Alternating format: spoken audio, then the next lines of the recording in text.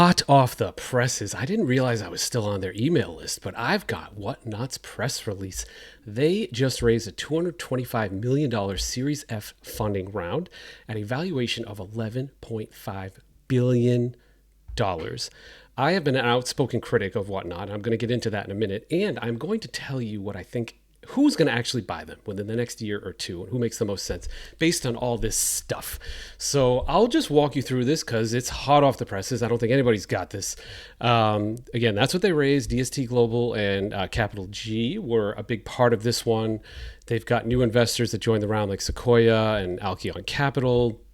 And Andreessen, they got all the names that you want. It's like the NASCAR slide, right? And so they've got some stats here. Customer retention is now 80% month over month, up 18% against a year ago. GMV is what they use as their metrics. That's how much merchandise they move through the system. That's $6 billion, which is twice what they did in 2024. The CEO is like, this is all awesome. Live selling is, we weren't asking if it's going to catch on. We know that it is. And he's right. We are still catching up to Asia, China, because QVC was an 80s thing or a 90s thing that your grandma did. Now we know it's a real legitimate platform that everybody's taking seriously. TikTok and Fanatics Live and eBay and Walmart, which, spoiler alert, I think Walmart's going to do something here. I do want to pause for 1 second. I grew up in Internet 1.0 and I watched Craigslist rise. Craigslist is still the same. It's probably like a top 10 website. But it's a place where you can still get potentially murdered if you're trying to buy something. That's how I feel about Whatnot. Something horrible is going to happen on there.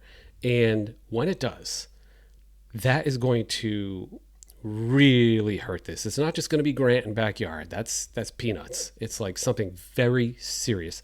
I have personally witnessed with my own eyes somebody drinking and driving and opening packs. I have seen people do category 1 drugs on there. I've seen husbands beat wives on there. Terrible remarks, racist remarks, you name it, I'll keep going. And for that reason, I think that it caps their growth and potential. They don't see it. The investors don't see it because everything's awesome. When you're doubling, like their valuation is likely higher than PSA now. They're a quarter of eBay's market cap. So eBay can no longer buy them. And they're a third of Fanatics market cap. The only company left standing that could buy this company now, based on this valuation, is Walmart with a $1 trillion market cap. If it was me at Walmart, I'm running, probably senior VP of digital commerce, something like that. Probably look him up on LinkedIn, whoever he is. And he says, all right, so I got to write a $10 billion check or $12 billion check, and I can own live selling. They'll do it. They'll do it in a heartbeat. I think that's what's going to happen.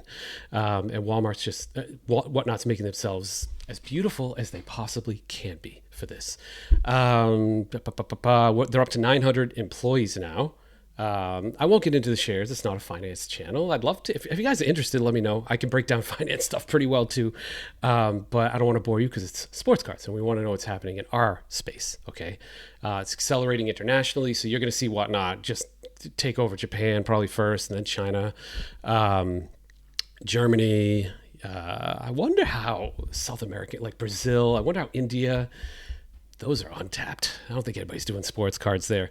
But yeah, they're big ones. They used to have an 8-foot table at the National, and now they are like an extravaganza at the National, giving away Cybertrucks and everything like that. Partner at Sequoia, which is a big boy VC PE company. They close it out because, they're one of the biggest and best, really. E-commerce adoption remains far from saturated globally. I agree with that. And predominantly offline. I agree with that. Whatnot capitalizes on this opportunity through live shopping and strategic curation of emerging categories. You're going to see their categories expand as well. They've got a core 7 now. It's going to go to like 17 and then 37 and then 100. But not everybody's comfortable with this. I can't see my my mom, live selling or on Whatnot. I could potentially see her live shopping on Whatnot, but I'd have to pitch it as, this is QVC, Mom. Like, it's just like what you did when I was a kid in the 80s and I was bored and it was on TV. Except now, I will end this with one positive thing. I've been a vocal critic of Whatnot, and I was a vocal critic of Joe Hollywood for a long time. But last Wednesday, I used Whatnot with Joe Hollywood for Boston Children's Hospital, which is a charity very important to me. And I did witness the power of this platform firsthand. We raised $100,000. Me and Joe spent a ton of money on cards, and we auctioned them off. People tipped. We raised $100,000 for Children's Hospital in 2.5 hours. You couldn't do that on QVC. You can't do that in a static world. You can only do that with live shopping. So kudos to them. I want to thank them for letting me use their platform. That's a good example of what you can do. I just want to see them slow the growth. I know it's hard. Slow the growth. Control safety and quality, and just be a better company and hold people accountable. If somebody breaks the rules, don't allow them back on. Like Grant. And they'll just be seen better. But right now they don't care because they are a freaking rocket ship. So I'm going to stay close to this again. I get these press releases and stuff like that. So you might want to follow me if you want to see them before anybody else. Thanks, everyone.